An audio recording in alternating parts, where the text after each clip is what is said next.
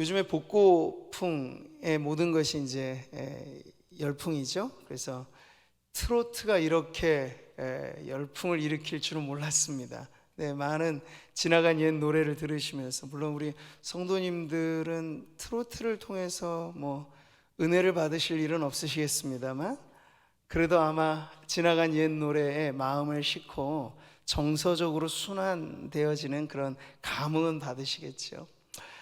7080 그 세대 중에 이 통기타가 한창 유행했던 때 있잖아요. 그때 아주 기타리스트로도 맹활약했던 이정선 씨가 있습니다. 소시적에 기타 배우려던 친구들은 다 이정선의 기타 교실을 책으로 마스터했던 교과서적인 교본이기도 했는데, 이분이 쓴 히트곡 중에 외로운 사람들이라는 노래가 있어요. 아마 아시는 분들이 혹 계실지 모르겠는데, 가사가 요즘을 살아가는 우리들의 마음에도 충분히 와닿지 않나 하는 그런 생각이 드는데, 이렇습니다. 어쩌면 우리는 외로운 사람들, 만나면 행복하여도 헤어지면 다시 혼자 남은 시간을 못 견디게 가슴 저리네, 이런 가사 말입니다. 꼭 코로나19의 시대 상황만이 아니더라도 갈수록 혼자 사는 인구가 늘어가고 있죠. 그리고 독거 노인이 수가 점점 더 늘어가고 있는 형편입니다. 그러니까 부지기수예요. 외로운 사람들이 참 많다는 거죠. 어느 시인이 말했습니다. 도시라고 하는 사람들이 밀집한 이 환경 속에서도 사람들은 이렇게나 모여있는 듯 하지만 다 저마다 외딴 섬과 같다고. 그 외로움에 사무친 사람들이 참 많다는 거예요. 가정의 달을 지나고 5월은 모든 기념일들이 대부분 막 밀집해 있죠. 그럴 때도 허한 가슴을 가진 분들이 많이 있어요. 자, 오늘 우리는 이러한 세상 속에서 다시 한번 교회로, 예배하는 공동체로 부름을 받았다 하는 이 자리가 그런 의미에서 더욱더 큰 의미를 갖고 있는 것입니다. 무엇보다도 우리의 외로운 마음들, 어디서 다 달랠 길 없고 채워지지 않는 이 마음을 채우시는 하나님의 사랑이 오늘도 예배하는 이 자리에 함께하는 줄 믿습니다. 그래서 오늘 성도들뿐만 아니라 초대받아 오신 모든 분들의 마음 가운데 그 외로운 마음을 달래는, 가득히 채우고도 남을 하나님의 사랑이 여러분 모두와 함께 하시기를 축복합니다. 자, 저는 오늘 함께 읽은 이 성경 말씀을 통해서 몇 가지로 우리가 그 사랑의 초대 앞에 나아갔으면 하는 그런 마음인데요. 먼저는 성도로서 우리가 소위 거듭난 삶을 산다, 이런 내용들이 우리에게는 참 익숙한 단어들이지만 기독교가 낯설고 교회가 생소한 분들에게 이게 외국어처럼 다 번역이 돼야 될 사실은 단어들이에요. 우리가 익숙하게 부르는 예배의 모든 용어는 이 신앙을 아직 갖고 계시지 않는 분들의 입장에선 다 번역이 필요한 내용이라 하는 거죠. 사랑도 여러분 그런 점에서 우리에게 참 익숙하게 들리지만, 기독교 복음이 전하는 사랑은 반드시 설명되어지고 또 이해되어져야 할 내용을 갖고 있는데, 그 부분을 우리가 함께 지금 살펴보는 겁니다. 자, 오늘 요한 1서는요 사도 요한의 쓴 편지입니다. 근데 사도 요한은 그의 별명이 사랑의 사도라고 불릴 만큼 그는 어디 가나 늘 사랑의 복음을 전한 인물입니다. 그래서 내용상으로는 그리 긴 분량이 아닌데 이 안에 사랑이라는 두 글자가 43번이나 반복해서 아주 새겨져 있고, 오늘 우리가 읽은 4장 7절부터 5장 3절까지의 한 단락 안에만 32번 그 사랑이 집중되어 있다고 하니, 이 요한 1서라고 하는 편지 안에 가장 핵심의 내용을 지금 이 본문이 다루고 있다 하는 걸 알 수 있는 거죠. 그런 의미에서 여러분 7절을 다시 한번 읽어보시죠. 사랑하는 자들아, 우리가 서로 사랑하자. 사랑은 하나님께 속한 것이니 사랑하는 자마다 하나님으로부터 나서 하나님을 알고. 자, 사도 요한은 그가 보낸 편지의 수신자들이죠. 누굽니까? 당시의 교회이고 성도들입니다. 그들을 어떻게 부르고 있나요? 사랑하는 자들아, 이렇게 부르고 있어요. 여기에 이제 오늘 우리 모두의 정체성이 있는 겁니다. 성도는 누구인가? 교회는 무엇인가? 신앙이란 무엇인가? 겹겹이 여러 질문들에 대해서 오늘 이 말씀은 답을 줍니다. 여러분, 사랑이라고 하는 것은 교회와 성도의 정체성에 있어서 가장 중요한 내용이라고 하는 걸 가르쳐 주는 거죠. 성도는 누구입니까? 그냥 우리가 교인이라고 말했을 때 교회에 속한 사람이라고 할 수 있어요. 근데 성도라는 호칭은 아주 독특한 거죠. 거룩한 무리라는 이 호칭은 아무에게나 주어지지는 않습니다. 근데 그 누구인가 물을 때 바로 하나님의 사랑받는 자라고 하는 이 설명이 되어지는 거죠. 사랑은 바로 성도의 부르심입니다. 우리가 하나님의 자녀로 그렇게 복된 자리에 나왔다라고 하는 것은 바로 하나님께서 우리에게 향한 사랑을 약속하시고 그 사랑이 우리에게 충만하게 하시겠다 하는 바로 그런 은혜를 담고 있는 거죠. 예수님께서 공생애를 시작하시면서 세례를 받으시는 장면을 우리가 떠올려 봅니다. 그때 하늘이 열리듯 아주 신비한 하나님의 말씀이 들려질 때 하나님은 그 아들 예수 그리스도에게 이렇게 말씀하셨습니다. 이는 내 사랑하는 아들이요 내 기뻐하는 자라. 사실 따지고 보면 예수님은 이 이후로부터 3년 동안의 공생애 그리고 십자가의 그 고난을 앞둔, 말하자면 사실 고난의 행진이 이어지게 되는 그 첫 시작인데 하나님께서는 들려주신 거예요. 그 고난의 의미를. 바로 하나님의 사랑받는 아들로서 이 땅에 오셨고 하나님이 사랑하시는 아들로서 우리를 위한 사역을 이제 시작하신다라고 하는 뜻이 바로 이 말씀에 담겨 있는 거죠. 여기 바로 성부 하나님과 예수 그리스도 사이에 아주 깊고 친밀한 관계의 표현이 사랑이라고 하는 것에 담겨 있습니다. 물론 우리는 이 세상에서도 여러 많은 친밀한 관계들을 말할 때 사랑을 빼놓고는 설명할 수가 없어요. 한 남자와 한 여자가 만나 부부의 관계를 맺을 때 남편과 아내 사이에는 사랑이 있습니다. 그 부부의 사랑의 결실로 자녀가 놓아져 가정을 이룰 때 부모와 자식 사이에도 사랑이 있습니다. 스승의 주의를 맞아서 정상적인 스승과 제자의 관계 안에도 존경 어린 사랑이 있고 또 친밀한 친구의 관계 안에서도 우정이라고 하는 사랑이 있습니다. 자, 이 모든 것, 아까 제가 말한 것처럼 저마다 외딴 섬처럼 떨어져 지내는 사람들 사이사이를 연결해주는 그 다리가 다름 아닌 사랑이라고 하는 다리인 것이죠. 근데 여러분, 우린 조금 더 근본적으로 물어야 해요. 왜 이런 연결이 필요했던가? 왜 우리는 이렇게 가까이도 있음에도 불구하고 가까이 하게 너무 먼 당신들이 되어졌는가? 그게 바로 인간의 죄의 문제라는 거죠. 사랑은 하고 싶어요. 그런데 나오는 건 사랑 아닌 것이 나오는 거예요. 이런 문제들. 그래서 남녀가 만나서 데이트를 시작할 때 얼마나 행복했겠습니까? 근데 얼마 지나지 않아서 데이트 폭력이라고 하는 범죄가 저질러져요. 그 둘만의 친밀한 사이에 말이죠. 100년 가약을 맺은 부부의 세계가 한순간 등 돌리면 남이 되어지는, 여러분, 이게 멀리 딴 세상 이야기가 아니고 우린 여전히 OECD 국가 중에 이혼율이 꽤나 높은 나라의 오명을 안고 있습니다. 황혼역에 3, 40년 평생을 버티고 살아왔지만 이제 내 끝나는 인생까지 이 사람이랑 같이 하고 싶지는 않다. 황혼 이혼이 갈수록 늘어가고 있다는 건 사랑보다는 정으로, 미운 정 고운 정으로 버티고 견디다가 결국에는 못 버티겠다, 백기 들고 서로 갈라지는 문제들이 이 세상에 많이 있다는 거죠. 근데 그 모두가 다 처음에는 사랑이었습니다. 사랑으로 시작된 관계였습니다. 그런 인간의 사랑 안에는 무언가 결함이 있다고 하는 걸 우리가 이 가장 중요한 인간의 사회적 구성 안에서도 이런 문제가 있다는 걸 통해서 알게 되는 거죠. 자, 그럴 때 오늘 기독교 복음이 우리에게 전해주는, 이 말씀이 전해주는 사랑은 그것과는 좀 다른 차원의 사랑을 말하는 것입니다. 인간이 새끼손가락 걸고 서로 약속했지만 언제고 끊어져 버릴 이런 사랑과는 좀 다른, 근데 그 사랑을 여러분 우리가 받게 되어지는 그 시작이 무엇일까요?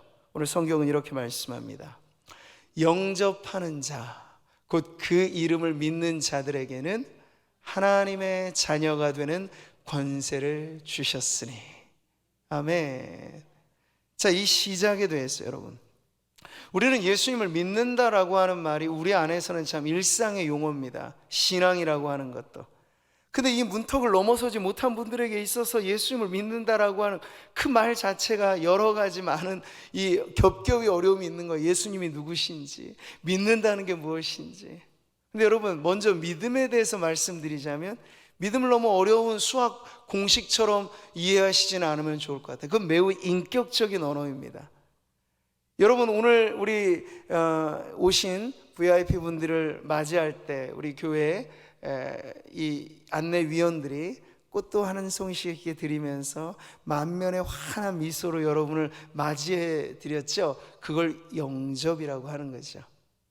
그래서 여러분, 말씀에 영접하는 자, 그러니까 예수님을 믿는다라고 하는 것은 우리의 마음의 빗장을 싹 열고, 우리의 마음의 문을 열고 예수님을 모시는 거예요. 무엇으로? 우리의 마음으로. 예수님, 어서 오십시오. 제가 이전까지는 당신을 내 문 밖에 세워두었는데 주님은 이런 나를 떠나지 아니하시고 이렇게 기회만 되면 내 친구, 내 동료, 내 친척, 가족들을 통해서 계속 여러분을 지금 콜링하시는 거잖아요. 부르시는 거예요. 우리 문 밖에 서서 마치 노크하시듯 문 좀 열어달라, 이렇게 말씀을 하시는 거예요. 그럴 때 여러분, 예수님을 믿는다라고 하는 첫 행위는, 믿음은 뭡니까? 마음의 문을 열고, 예수님, 제가 당신을 알기 원합니다. 제가 당신과 함께 이제 새로운 시작을 하기 원합니다. 저는 성경의 내용에 대해서 다 알아서가 아니라 이제 배워가기를 원합니다. 그러면서 예수님과 함께 새롭게 출발하고자 하는 마음의 열린 상태, 그것을 여러분 영접한다 라고 이야기를 하는 거죠.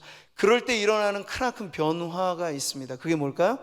바로 하나님의 사랑받는 자녀로서 우리의 정체성이 완전히 바뀌어지게 된다는 거죠. 자, 이렇듯 하나님의 사랑은 성도에 대한 하나님의 부르심입니다. 성도는 사랑받는 자로 부르심을 받았습니다. 오늘 이 편지를 쓰고 있는 사도 요한, 그 자신으로 말하자면 그런 많고 많은 제자들 중에 자기 자신에 대해서 표현할 때 언제나 이러한 호칭을 썼습니다. 예수의 제자 중 하나, 곧 그가 사랑하시는 자가 예수의 품에 의지하여 누웠는지라. 여기 이 어구를 보세요. 그가 사랑하시는 자, 요한이거든요. 근데 요한은 자기의 실명을 거론하지 않고 언제나 사랑하시는 자, 내가 예수님의 사랑받는 제자입니다 라고 하는 표현을 즐겨 사용했던 거예요. 근데 그가 이제 제자 시절을 지나 저와 같이 목회를 감당하는 사도가 되었을 때, 교회의 성도들과의 관계 속에 그가 가장 중요하게 대하는 것도 그가 받은 것이었어요. 바로 사랑이죠. 그 성도들을 부를 때 그는 아주 친근한 호칭으로 사랑하는 자들아, 이렇게 성도들의 정체성을 사랑받는 자들이라고 가르쳐주고 있는 것이죠. 자, 여기서 우리는 하나님께서 우리를 초청하시는 이 사랑, 하나님의 사랑이 과연 아까 제가 말씀드린 것처럼 세상의 인간적인 많은 관계들 안에도 사랑은 있지만 그 사랑이 불충분하고 사랑이 왜곡되고 사랑이 변질되고 하는 그 문제 속에 우리는 사랑 아리를 하고 있는 것인데, 이 모든 것을 치유하고도 남을 만한 완전한 사랑은 과연 무엇일까?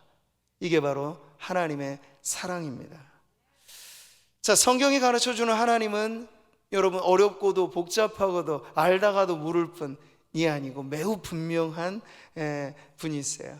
바로 하나님은 사랑이시라. 오늘 성경은 기록하고 있는 거죠. 자, 이 말씀을 통해서 우리가 세상을 다시 한번 이해할 때, 오늘 우리가 살아가는 세상 어떻습니까? 갈등 사회죠.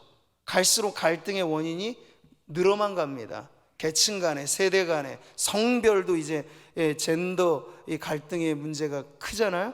그리고 인종의 문제. 저 미국이라는 사회를 보시고 많은 사람들이 인종으로 인하여 차별당하고 있는 세상을 여러분 보십시오. 빈부의 격차가 차별의 이유가 됩니다. 출신의 문제, 지역과 학력과 이 모든 것들이 다 하나하나 서로 갈등의 원인이 되어지고 있다는 건 그만큼 세상이 중요하게 여기는 것들이 이렇게나 다양하다 하는 걸 보여주기 위해도 있는 거죠.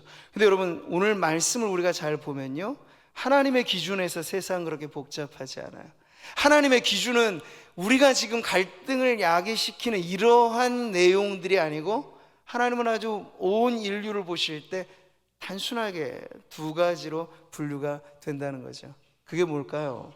바로 하나님을 사랑하는 자와 하나님을 사랑하지 않는 자로 이렇게 구분이 된다는 겁니다. 사랑은 하나님께 속한 것이니 사랑하는 자마다 하나님으로부터 나서 하나님을 알고, 사랑하지 아니하는 자는 하나님을 알지 못하나니 이는 하나님은 사랑이심이라. 여기 딱 구분이 되죠. 사랑하는 자와 사랑하지 않는 자. 근데 사랑하는 자는 누구입니까? 바로 이들이 하나님으로부터 났다고 얘기해요. 이걸 우리는 조금 우리만의 전문 용어일 수 있죠. 중생, 거듭남, born again 이런 단어로 쓰는 말입니다. 거듭났다라고 말하는 얘기죠. 근데 이게 육신의 탄생과는, 출생과는 다른 의미의 출생을 의미하는 거예요. 바로 이렇게 육으로 난 것은 육이요 영으로 난 것은 영이니 내가 내게 거듭나야 하겠다 하는 말을 놀랍게 여기지 말라. 우리는 사실 인정하든 인정하지 않든 인간은 짐승과 다른 가장 고유한 특징 중에 하나, 그건 감각이 아니잖아요. 본다, 느낀다. 이 감각은 동물들, 짐승도 갖고 있는 거예요. 근데 짐승과 우리가 다른, 아무리 여러분이 반려동물을 좋아해도 인간과 같지 않은 분명한 차이가 있으니 그것은 바로 영적인 존재라는 점에 있어서 오직 인간이 하나님께서 고유하게 부여해 주신 영혼이 있다는 거예요. 근데 이 영혼이 하나님을 향하여 깨어 반응하지 않을 때 우리는 아직 거듭나지 못한 상태라고 이야기를 하는 거죠. 그래서 육체적인 출생은 했지만 영적으로 깨어나지 못한 상태라고 이야기를 하는 겁니다. 팀 켈러라고 하는 분이 이 태어남에 관한 아주 짤막한 글에서 명쾌하게 이 부분을 정리해 주었어요. 바로 이 내용인데요, 여러분 같이 한번 읽어보겠습니다. 2번 태어나면 1번 죽고 1번 태어나면 2번 죽는다. 아리송송한 표현이죠. 근데 아주 명쾌하게 이게 거듭남에 대한 중요한 내용을 가르쳐 주는 거예요. 여러분, 여기서 2번 태어난다는 건 앞서 설명해 드린 것처럼 육적인 출생만이 아니고 내가 이제 하나님에 대하여, 여러분 응애 아이가 태어났을 때 조금만 지나면 그 아이는 우리가 짐승에 있어서 각인이라고 하는 표현을 쓰잖아요. 태어나자마자 본 그 대상을 자기의 부모로 여기는 걸 각인이라고 말을 한다면 사람도 그렇습니다. 품에 안아 기른 부모에게 대하여 반응을 한단 말이죠. 아, 그게 내 자식이구나, 내 부모이구나, 이런 관계가 성립이 되는 거예요. 근데 마찬가지로 우리의 영혼이 거듭나게 되면 하나님을 식별하게 돼요. 아, 하나님은 나의 아버지시구나. 예수님을 알게 돼요. 뭐 지식, 학문 이걸 배워서가 아니고 거듭나게 되면 우리가 알게 돼요. 아, 예수님이 나의 구주이시구나. 아, 예수님이 나에게 내 이 모든 죄, 여러분이 오늘 엘로윈 월십 여기다 딱 옮겨놨네요. 벌써 십자가의 그 형상으로 이 아름다운 이 찬양의 율동이 어떻게 마무리가 되나 저도 궁금했는데 보니까 그 몸짓 하나하나를 담아서 복음을 여러분에게 사실 전해드린 거예요. 그 빈 상자, 박스로 보여지는 그게 뭔가요? 왜 어두컴컴하게 그걸 칠해놨을까요? 그걸 들을 때 왜 이렇게 무겁게 표시를 했을까? 그게 바로 인간의 죄를 의미하는 겁니다. 근데 그 죄가 어디에 옮겨져요? 십자가. 이건 그냥 아무의 십자가를 말하는 게 아니고 예수 그리스도의 십자가에 그것이 옮겨졌을 때 마지막 흘러내린 그 붉은 천조각은 무엇을 의미할까요? 십자가에서 흘리신 예수님의 보혈이죠. 예수님의 피가 피는 곳 생명을 상징하는 것인데 그분의 생명이 죽을 내 인생을 살리셨다. 그래서 여러분, 2번 태어나면 한 번만 죽는다는 말은 그것이에요. 우리는 죽음이라고 하는 거 하나의 관문으로 이해합니다.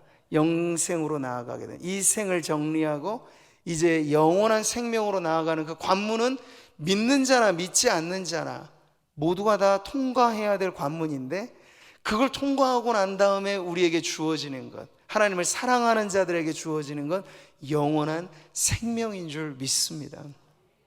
근데 여러분, 한 번만 태어난 사람들, 그냥 육신으로만 출생했을 뿐 하나님에 대해 나는 아무런 상관없습니다, 당신과 나 사이에는 아무런 상관이 없습니다, 이렇게 선을 긋고 문에 이 잠금 장치를 몇 중으로 걸어 놓아서 도무지 열려지지 않은 채로 살아가는 이들에게는 여러분 어떨까요? 한 번 죽는 것은 공의 모두에게 겪는 일이겠습니다만 그 이후에 심판이 있으리라 말씀하시고 영원한 형벌의 죽음이 기다리고 있다는 것이 사실 복음이 우리들에게 전해주는 명백한 인생의 진리이죠.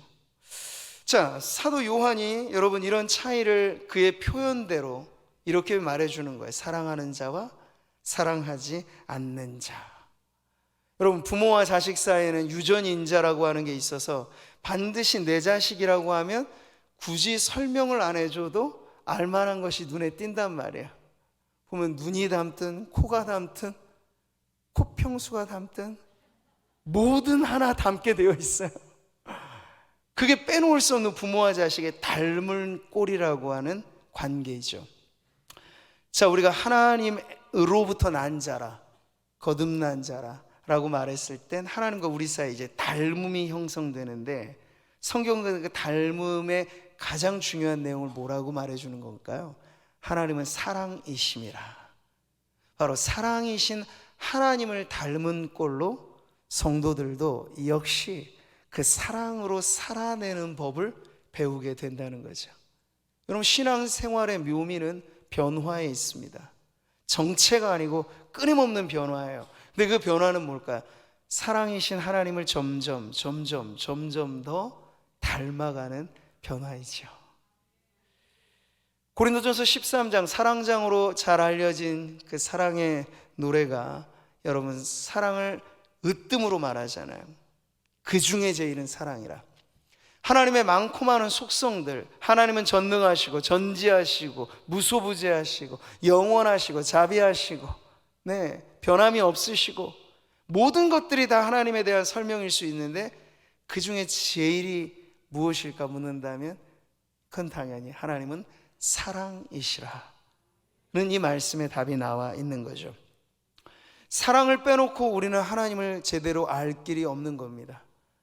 그러니까 하나님에 대해서 이러쿵저러쿵 말을 하고 서당계 3년이면 풍월도 읊는다 하기 때문에 교회 생활, 기독교에 관해서 여러 가지 많은 정보를 알 수는 있어요.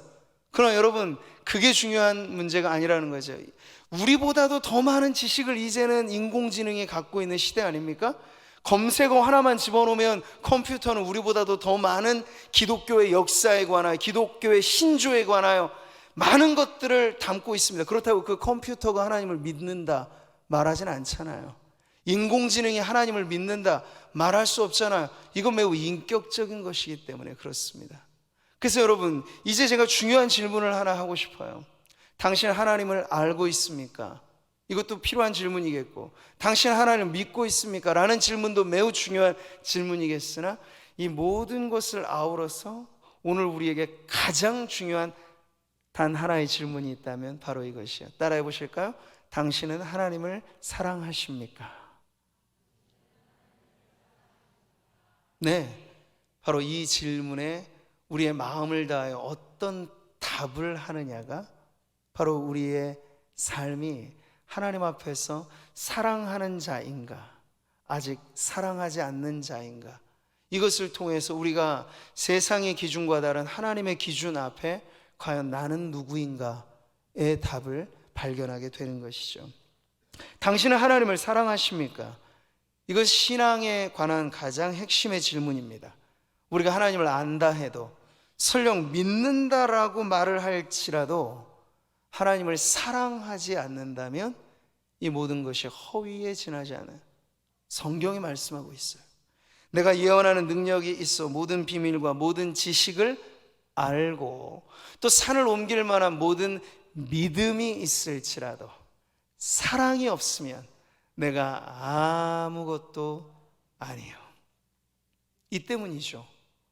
우리가 하나님과 우리 사이를 연결해 주는 가장 중요한 것이 사랑, 그 이상도 이하도 아니 오직 그 사랑이라고 하는 것을 성경은 가르쳐주고 있습니다. 자, 그러면 이제 마지막으로 우리가 묻고 싶은 건, 이렇게나 중요한 것이 사랑이고 신앙의 핵심이 사랑이라면 그 사랑은 과연 무엇일까? 여러분, 우리도 흔히 누군가를 사랑한다고 말하잖아요. 그런데 자세히 들여다보면 나는 당신을 사랑해요 라고 하는데 가만히 보니까 그건 당신에 대한 사랑이 아니고 나에 대한 사랑일 때가 많아요. 내 바람, 내 욕심, 내 욕망, 이것을 상대를 통해서 얻고자 하는 것이 인간의 사랑일 때가 참 많다는 것을 알게 되죠.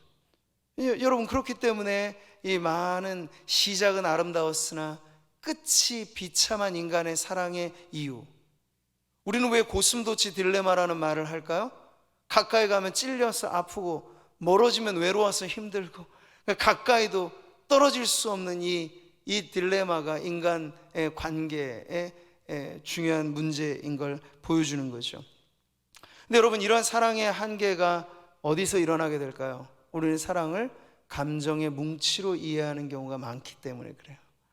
감정이란 어떤 것입니까?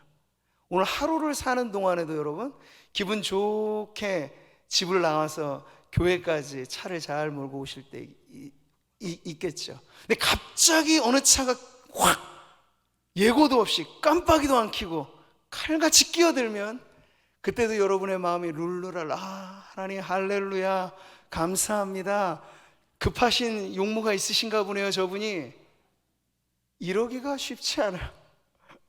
대부분 좋다가도 우리의 감정이 갑자기 곤두박질 치고, 성도이기 때문에 험한 말은 삼가겠지만 마음은 완전히 시궁창이 되는, 이게 인간의 감정이에요. 그러니까 감정은 신뢰의 대상은 안 되죠. 근데 사랑을 감정으로만 여러분 이해하게 되면, 그래서 감정이 뜨거워서 난 당신 사랑해 만났는데 감정이 식어지면 나 당신 이제 사랑 안 해, 이렇게 등 돌리고 남이 되어버리는 거예요. 근데 여러분, 하나님의 사랑도 그런 걸까요?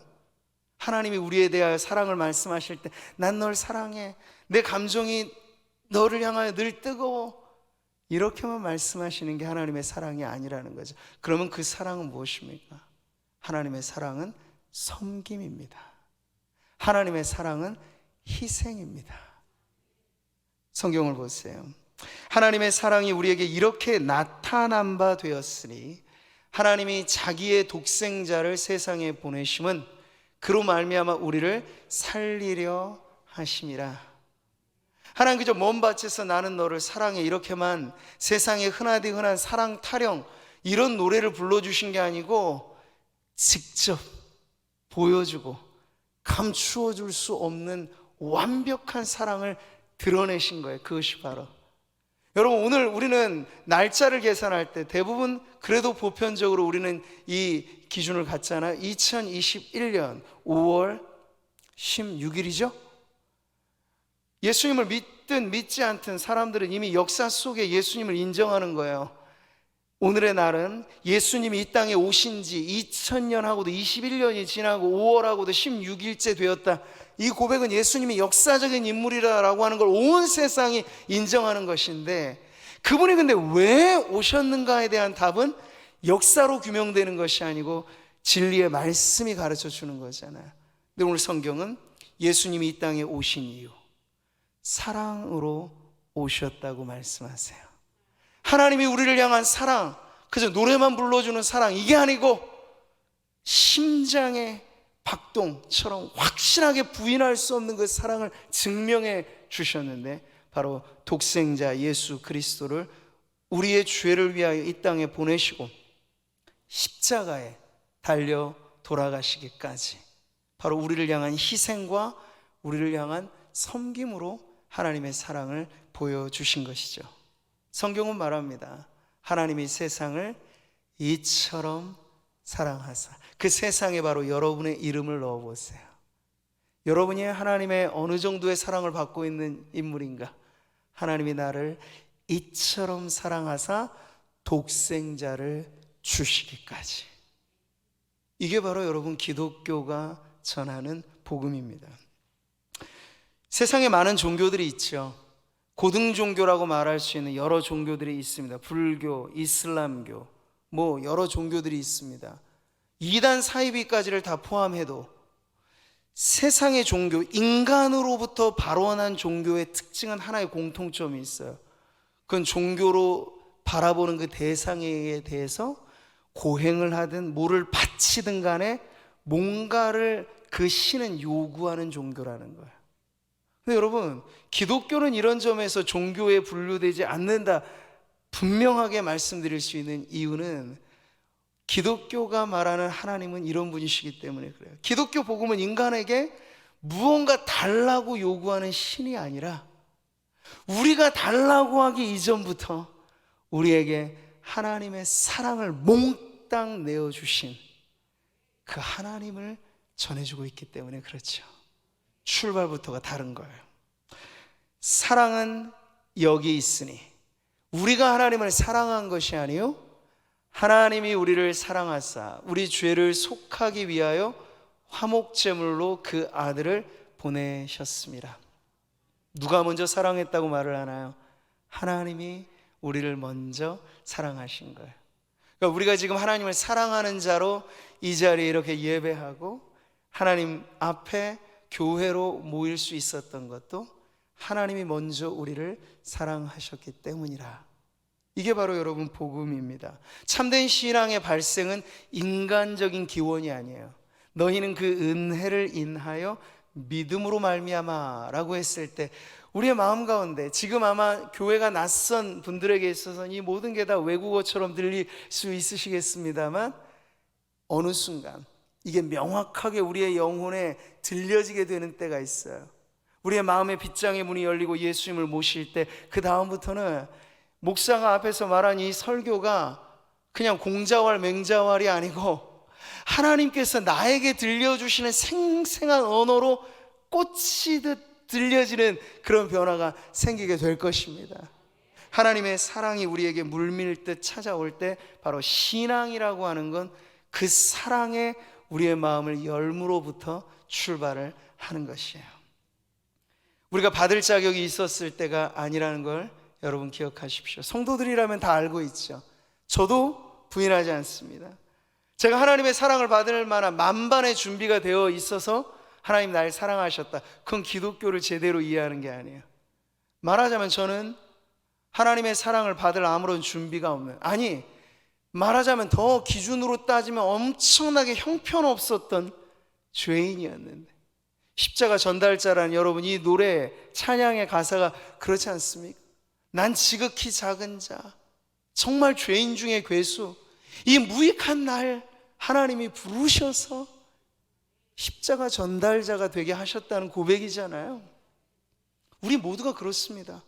받을 자격 없었고 우리의 마음 다 사실 하나님 앞에 차갑게 걸어 잠겨져 있는 그 상태였는데 그럼에도 불구하고 포기하지 않는 하나님의 사랑이 우리를 오늘 이 자리에 있게 하신 줄 믿습니다.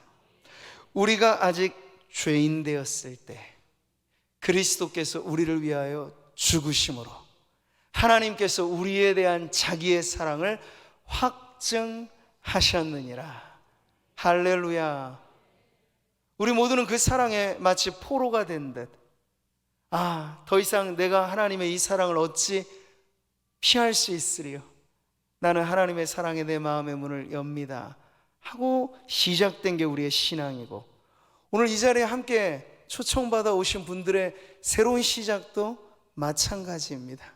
그러니까 여러분 편에서 너무 애쓰시라고 저는 말씀을 처음 드리고 싶지는 않아요. 물론 우리는 의지적인 결단으로 내가 하나님을 믿지 않았던 내 죄를 회개하는 것과, 그리고 이제부터 예수님을 믿겠노라라고 하는 그런 고백도 당연히 우리 안에서 필요한 변화입니다. 근데 이 모든 것이 가능하게 되는 원초적인 출발점은 하나님의 사랑이, 내가 아직 죄인 되었을 때 나를 향한 하나님의 그 사랑이 있음으로 인하여 내가 당신을 믿게 되었습니다. 이런 고백으로 나아가게 되는 것이죠. 사랑의 나눔 있는 곳에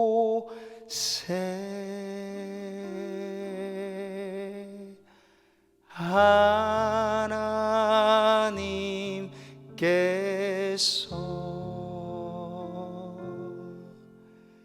계시도다.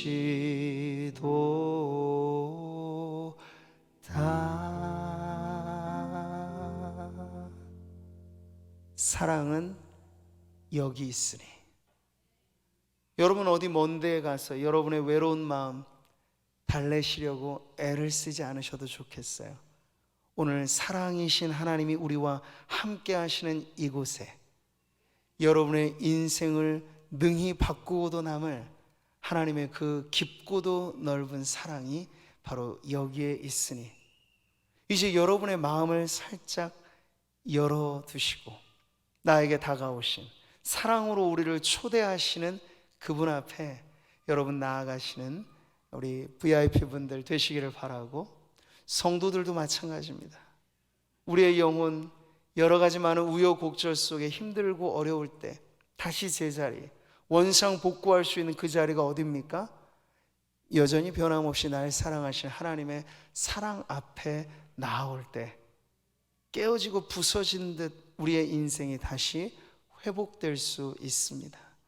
그러니 오늘 예배하는 우리 모두 어느 누구도 예외 없이 사랑으로 초대하시는 하나님 앞에 우리가 그 초대에 응하여 우리의 마음 문 열고 주님을 사랑하는 그 믿음의 고백이 저와 우리 모든 성도들과 이 자리에 함께 하시는 분들 되시기를 주님의 이름으로 축복합니다.